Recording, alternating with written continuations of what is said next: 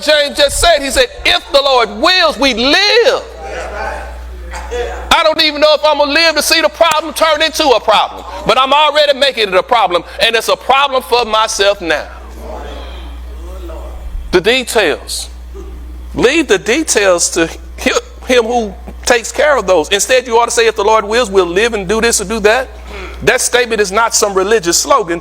James is not teaching us to sprinkle spiritual language over worldly living. He is teaching us that God must be central in our planning, central in our priorities, and central in our problem solving. If the problem's going to get fixed, Jesus better do it. Because we used to say, if Jesus can't fix it, come on, somebody. Nobody can, including who? You. Because when we think that, we like, nobody can but me. No, nobody can. That includes yourself. You can't fix it. And that's why I opened up that way, because I started trying to think that I'm the fixer. No, you are not the fixer. You're just the pastor. You ain't the fixer. You ain't the problem solver. You ain't the way maker. You start believing that one that you talking about is yourself. Won't he do it? You ain't he. Won't he make a way? That ain't you. Won't he bring you out? That is not you. If the Lord wills, then that is what's going to take place. But what has to be central in all of this is God. How I plan, what's my priorities, and how the problems are solved. The issue is not whether you have a plan. The issue is whether your plan has room for God. And that's where you have to make the room for. The real problem was not money, but arrogance. Before James gets to chapter 5, he exposes the root issue in chapter 4. These believers were planning, pursuing, positioning themselves in life without reference to God's will. They were not merely ambitious, they were arrogant. Their arrogance showed up in several ways. In one way, self-absorption. They were consumed with their own problems. You ever talk to anybody like that? That's all they talk about. Is their own problem. Like you ain't got none. Now we can spend this conversation talking about problems, but that ain't called you for that. I don't want to talk about that for the next 10 minutes. I don't want to talk about the problems. But they become consumed with it because they're self-absorbed. It's all about my problems. I'm the only one with problems, and I want everybody else to know my problems. And God ain't mentioned nowhere in the conversation. Man, that's good. Okay, you let me know the problem. But what do you think about the solution? Amen. It's one thing to be we more knowledgeable about our problem than we are about the solution. Now, you have to understand what's going on. I do understand that. But I'd rather be more knowledgeable and spend more time talking about the solution. Amen. Yeah, I'm not feeling well, but Jesus is a healer. I'm struggling right now, but the Lord is a way maker. I'm not going to stay stuck on something that I can't do nothing about. No way. Why I'm going to pour all that time on, all of that time into something that I can't change. But you know what? You can't change it, but guess what it's doing? It's changing you. And instead of you getting better, you getting bitter. Now you mad because things ain't changing. Well, you ain't talking about change. Now you mad because the problem's getting greater. Because what you've been putting the magnifying glass on. What you spent your time amplifying. Be careful what you spend your time talking about. The old saints will say the devil listening. And you just giving him more ammunition to worry you with. The devil is busy. Well, you gave him a job. Come on. Self-absorption, self-indulgence. They pursued their own pleasure. Only what makes me happy. Only what I want to do. It was all about what pleased them. We're going to do this. We're going to do that. God ain't got nothing to do with it. I include him in the plans at all. But as long as I'm happy, as long as I get my way, as long as it goes the way I want it to, then as long as I'm pleased. No, that ain't the way it should be. Because the aim and the priority should be to please him. Because if he's happy, I'll be happy. I know we say that about relationship, Diggy D-Red. Happy wife, happy life.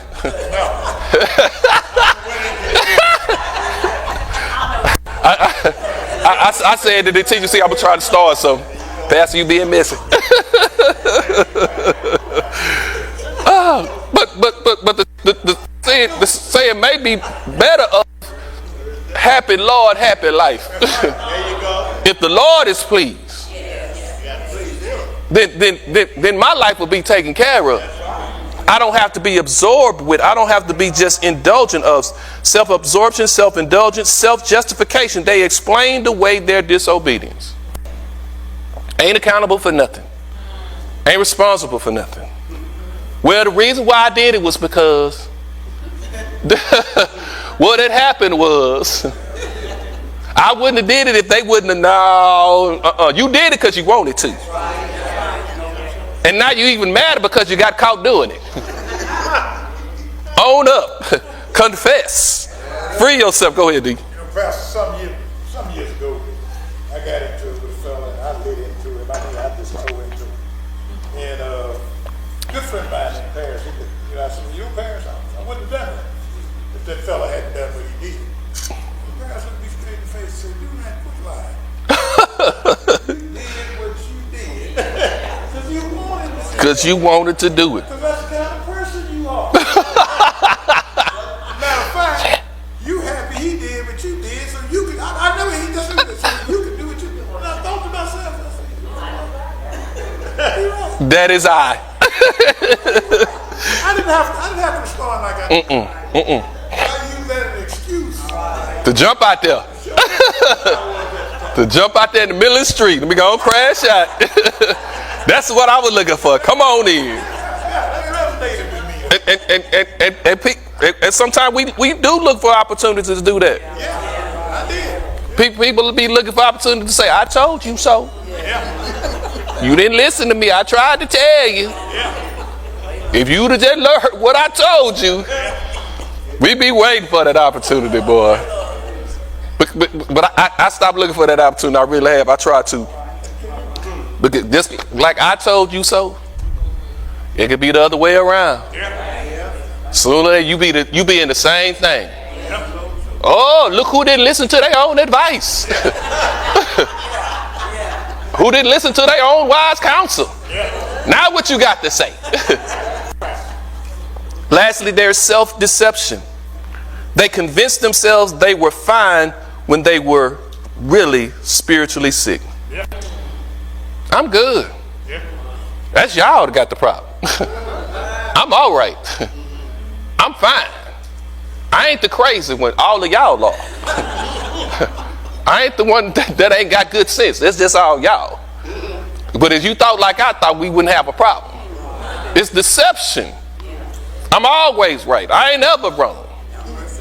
Me and the Lord is closer than him in Jesus. I'm Jesus on the right, I'm on the left. I wear wings under my clothes. Self-deception. All of us miss. And all of us stand in need of room to grow. Not only room to grow, but all of us need room to fail.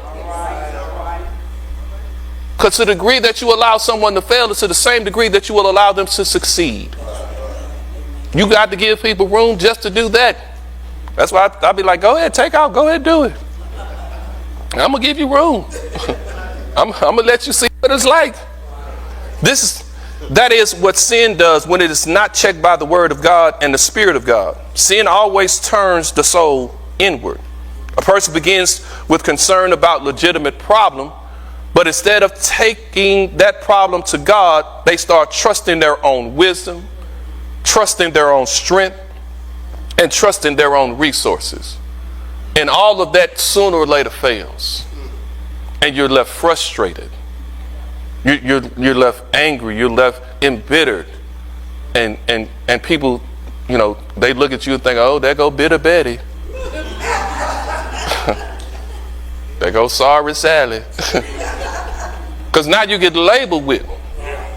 Because that's what you've allowed this selfward look to become, that you so focus inwardly. And that again, you think you're the responsible one. You're the super one. And you're not. You have to recognize that we all face limited ability. A person who begins to be concerned with a legitimate problem, instead of taking that problem to God, they start thinking it's about themselves. So James says, in fact, you are planning your life as if tomorrow belongs to you. You are building as if breath is guaranteed. You are talking as if God is unnecessary. I woke myself up this morning. The clock woke me up this morning. Them crazy dogs next door to me woke me up this morning. The rooster across the street, I got one. My Jamaican neighbor, he got a rooster. Woke me up this morning. But if you don't hear the dog bark, if you don't hear the rooster crow, if you don't hear the horn blow, none of that is significant at all.